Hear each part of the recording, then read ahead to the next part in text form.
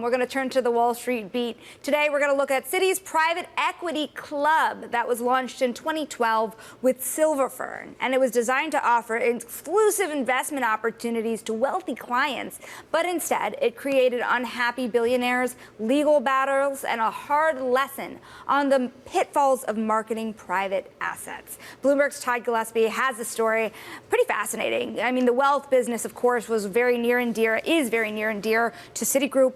Private equity is a huge part, private credit, huge part of that story for wealthy clients. What went wrong with this initiative? Totally. Well, you go back in time, Shonali, it all looked rosy at the time. Big banks were looking to offer these new types of, alternative investments to their clients. They didn't have access to these kinds of markets themselves. We're talking 2012 when this initiative started. And it looked like they could partner with this intermediary, Silverfern. These people came along with a great idea. Looked like great. Citi and Silverfern can cut the fees. Everybody wins. But what happens when deals don't turn out? What happens when the products that you're actually marketing your clients aren't very good?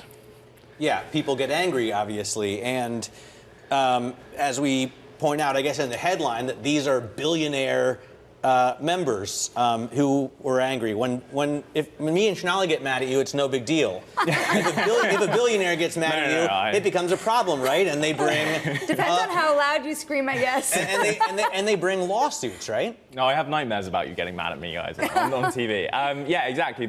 Right. I mean, what happened really? Silverfern were quite frustrated that they weren't getting the traction with Citi's clients, right? They thought in some way Citi had some kind of responsibility. They claimed that Citi had some kind of responsibility to market, to make sure that their clients were actually putting in the money to these deals. There's one quite amusing correspondence in the story where Clive Holmes, one of the founders of Silverfern, along with his wife Rita, complains that a billionaire client of Citi's, who is worth 4 times George Soros, invests only $500,000 into one investment. And Clive says, "Oh, this is, my car costs more than that." So, I don't know how much your car costs, Matt, but more than $500,000 is, But, that's a very expensive car. I don't have, to be clear, any cars that come near to that mark. Well, just to be clear, right, I mean, this litigation finally ended in February, more than a decade after this program started, years still after things started to sour.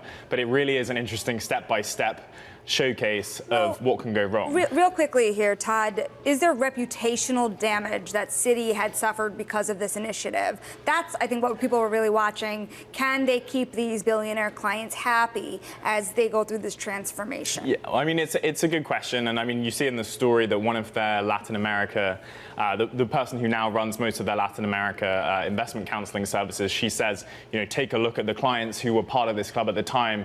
None of them are doing private equity with Citi anymore. But that's also, just to bear in mind, not necessarily Citi's fault, partly Silverfern's fault, maybe, for putting these clients off as well. But it's also a responsibility of the fact that private equity companies are building out their own wealth divisions, going straight to the source, going straight to these big clients with their own wealth teams, their own relationship managers, and don't need these banks anymore.